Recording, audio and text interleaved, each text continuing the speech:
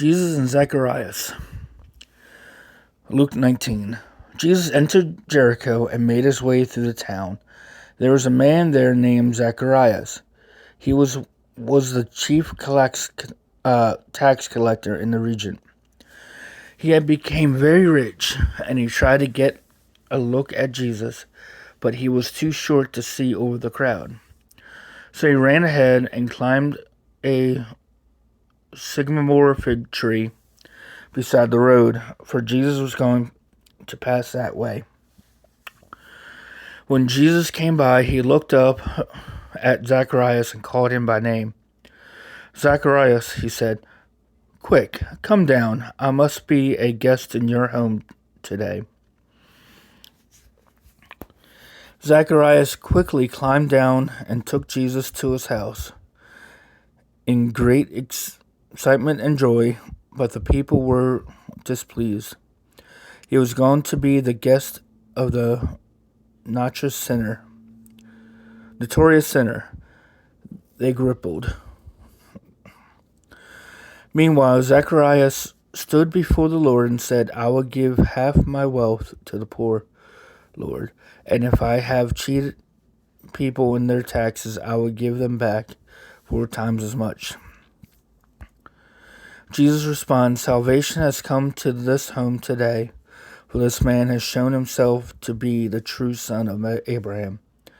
For the Son of Man came to seek and save those who are lost." Parable of the 10 servants. The crowd was listening to everything Jesus said, and because he was nearing Jerusalem, he told them a story to correct the impression that kingdom of God would begin right away. He said, "A noble man was called away to a distant empire to be crowned king and then return. Before he left, he called together 10 of his servants, divided among them 10 pounds of silver, saying, 'Invest this for me while I'm gone.' But his people hated him and sent a delegation after him, saying, 'We do not want him to be our king.' After he was crowned king, he returned and called in his servants to whom he had given the money. He wanted to find out what their profits were. The first servant replied, 'Master, I invested your money and made 10 times the original amount.' 'Well done,' the king explained. 'You are a good servant. You have been faithful with the little I entrusted you. So you will be a governor of 10 cities as your reward.' Next servant replied, 'Master, I invested your money and made 5 times the original amount.' 'Well done,' the king said. 'You will be governor of over 5 cities.' But the third servant brought back only the original amount of money and said, 'Master, I hid your money and kept it safe. I was afraid because you are a hard man to deal with, talking what isn't yours and harvesting crops you don't plant.' 'You wicked servant,' the king roared. 'Your own words condemn you. If you knew that I am a hard man who takes what isn't mine and harvests crops I don't plant, why didn't you deposit my money in the bank? At least I could have gotten some interest on it.' Then turning to the other standing nearby, the king ordered, 'Take this money from the servant and give it to the one who has 10 pounds. "But master,' they said, 'he already has 10 pounds. "'Yes,' the king replied, 'and to those who use well what they are given, even more will be given. But for those who do nothing, even what little they have will be taken away.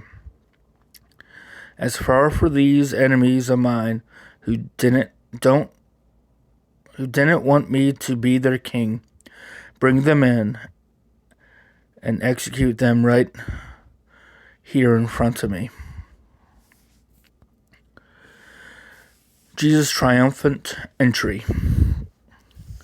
After telling the story, Jesus went on towards Jerusalem, walking ahead of his disciples. As he came to the town of Bethany and Bethany on the Mount of Olives, he sent 2 disciples ahead.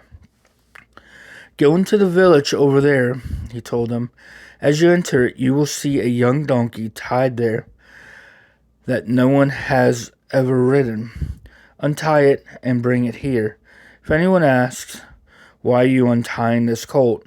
just say, 'The Lord needs it.'" So they went and they found the colt, just as Jesus said.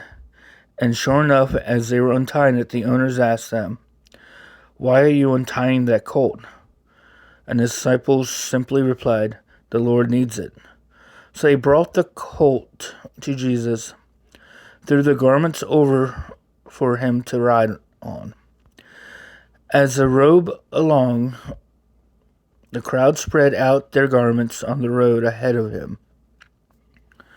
When he reached the place where the road started down the Mountain of Olives, all of his followers began to shouting and singing as they walked along, praising God for all of the wonderful miracles they have seen.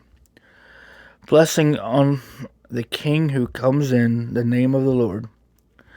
Peace in heaven and glory in the highest heavens."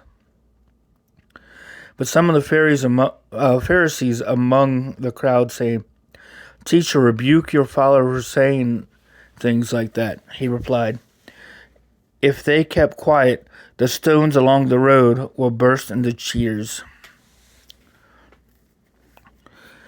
Jesus weeps over Jerusalem.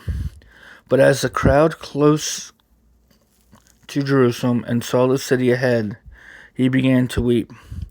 "How I wish today that you of all people would understand the way to peace. But now it's too late. The peace is hidden from your eyes. Before long, your enemies will build ramparts against your walls and encircle you and close in on you from every side.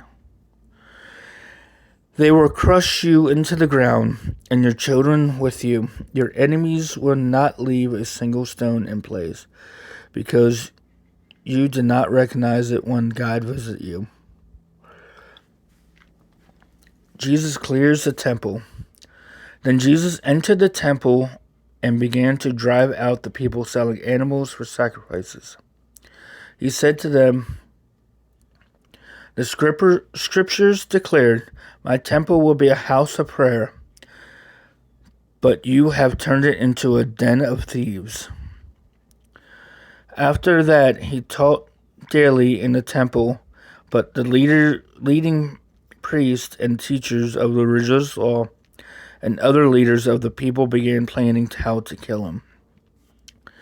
But they could think of nothing, because all the people hung on every word he said.